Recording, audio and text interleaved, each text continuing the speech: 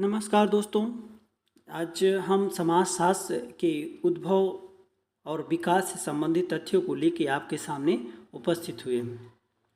अब समाजशास्त्र की हम बात करें, एक ऐसा सब्जेक्ट है जिसको विभिन्न परीक्षाओं में बड़ा योगदान रहता है।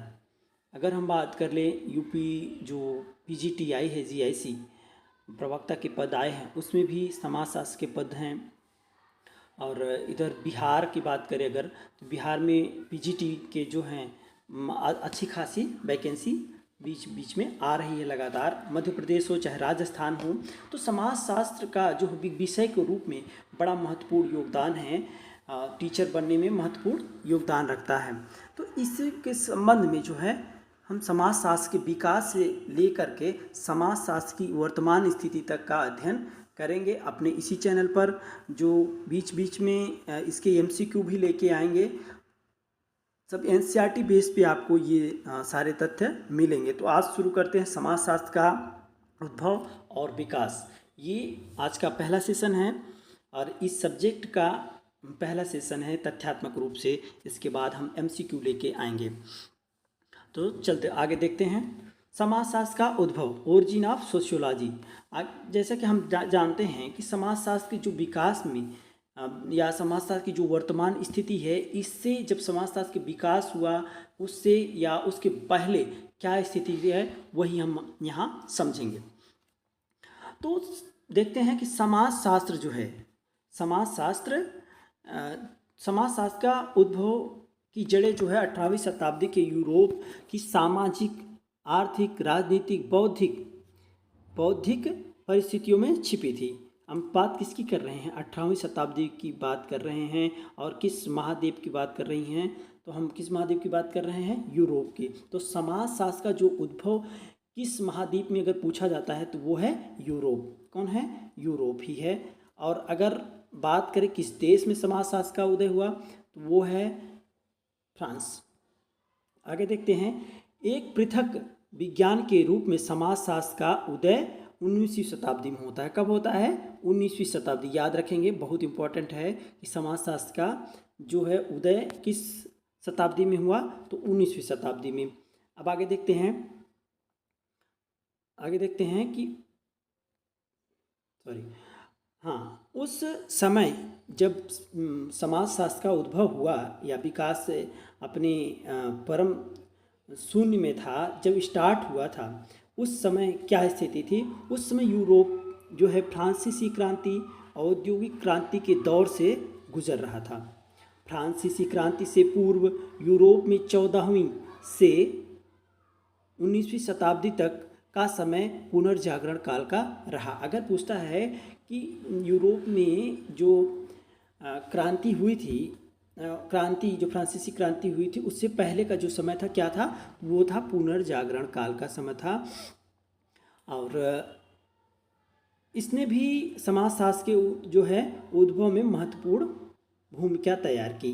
कौन? जो है पुनर्जागरण जो युग था, वो भी समाजशास्त्र के उदय में महत्वपूर्ण भूमिका निभाया। अब आगे देखते हैं।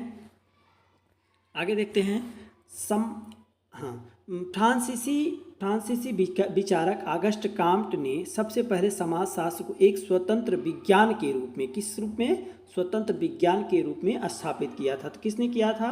August Comte. कहाँ के निवासी थे? फ्रांसीसी जो है विचारक थे, समाजशास्त्री, इस मतलब अर्थात ही फ्रांस के थे। और वहाँ के निवासी फ्रांसीसी कहलाते हैं। जैसे हम भारत हैं के निवासी हैं तो भारतीय हैं। तो सबसे पहले इन्होंने समाजशास्त्र को एक स्वतंत्र विज्ञान के रूप में स्थापित किया। अब आगे देखते हैं।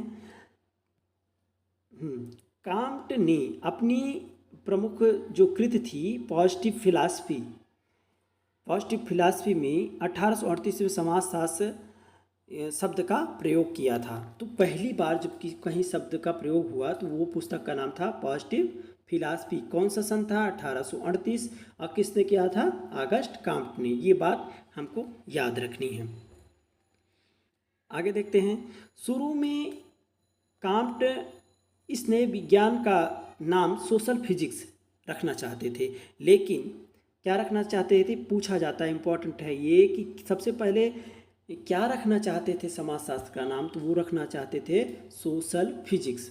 लेकिन बेल्जियम के एक वैज्ञानिक थे क्वेटलेट, कहाँ के निवासी थे, क्वेटलेट, उन्होंने ये जो शब्द है, ये जो सोशल फिजिक्स शब्द है, उसको उन्होंने पहले ही अपनी पुस्तक में वर्णन कर दिया था। कब किया था, 1835 में ही कर दिया था, प्रयोग एक लेख में किया था। तो इसीलिए समाजशास्त्र के जो पिता थे, उन्होंने लगा कि यह शब्द तो पहले ही प्रयोग हो चुका है सोशल फिजिक्स, इसलिए उन्होंने फिर नाम चेंज करके क्या रखा, समाजशास्त्र रखा। ये आगे देखते हैं। परिणाम स्वरूप कांट ने इस विज्ञान का नाम सोशियोलॉजी रखा, समाजशास्त्र रखा। ठीक है, अब आगे देखते हैं। जॉन स्टुअर्ट मिल ने सुझाव दिया कि सोशियोलॉजी की जगह इसे इथियोलॉजी, अब पूछा जाता है, बहुत पूछा जाता है क्वेश्चन है कि किस समाजशास्त्री ने सोशियोलॉजी शब्द के स्थान पे इथियोलॉजी शब्द का प्रयोग करने की बात कही, तो वो थे कौन, जॉन स्टुअर्ट मिल। ठीक है, आगे देखते हैं। 1838 ईस्वी में सोशियोलॉजी शब्द का प्रयोग अधिक मान्य हो गया था, मतलब अधिमान्य हो गया था कि सोशियोलॉजी शब्द अपने जो है विकास में आ गया था, स्वरूप में आ गया था। तो कब आया था, 1838 ईस्वी में। तो जिसके कारण इस कारण ऑगस्ट कांट को समाजशास्त्र का पिता या जनक या पिता, दोनों भी शब्द आ सकते हैं, समाजशास्त्र का जनक, समाजशास्त्र का पिता, फादर ऑफ सोशियोलॉजी कहा जाता है। तो फादर ऑफ सोशियोलॉजी किसे कहा जाता है, ऑगस्ट कांट को कहा जाता है। अब आगे हम देखेंगे समाजशास्त्र का अर्थ, मीनिंग ऑफ सोशियोलॉजी। समाजशास्त्र अंग्रेजी के सोशियोलॉजी शब्द का हिंदी रूप जो है अनुवाद है। और देखिए सोशियोलॉजी शब्द दो शब्दों से मिलकर बना है। ये पूछा जाता है बहुत कि सोशियोलॉजी कितने शब्दों से मिलकर बना है, दो। एक है कौन, सोशियस, और दूसरा है लोगोस। सोशियस जो है किस भाषा का शब्द है, बहुत पूछा जाता है, तो लैटिन भाषा का है, और लोगोस ग्रीक भाषा का शब्द है। अच्छा, सोशियस का जो अर्थ होता है वो समाज होता है, और लोगोस का अर्थ होता है शास्त्र या विज्ञान। तो इसी दोनों के योग से बना है समाज शास्त्र। क्या बना है, समाजशास्त्र। ठीक है, तो ये याद रखेंगे हम कि जो सोशियोलॉजी है लैटिन और ग्रीक भाषा के शब्द से मिलकर बना है। आगे देखते हैं कि इस प्रकार सोशियोलॉजी का शाब्दिक अर्थ है समाज का शास्त्र या समाज का विज्ञान। ठीक है, आगे देखते हैं। अब जॉन स्टुअर्ट मिल ने कहा कि सोशियोलॉजी दो विभिन्न भाषाओं की एक अवैध संतान है। ये इम्पोर्टेंट है, किसने कहा था कि सोशियोलॉजी दो विभिन्न भाषाओं की एक अवैध संतान थी, तो जॉन स्टुअर्ट मिल। वही जॉन स्टुअर्ट मिल हैं जिन्होंने समाजशास्त्र के शब्द के स्थान पर इथियोलॉजी शब्द का प्रयोग करने की बात कही थी।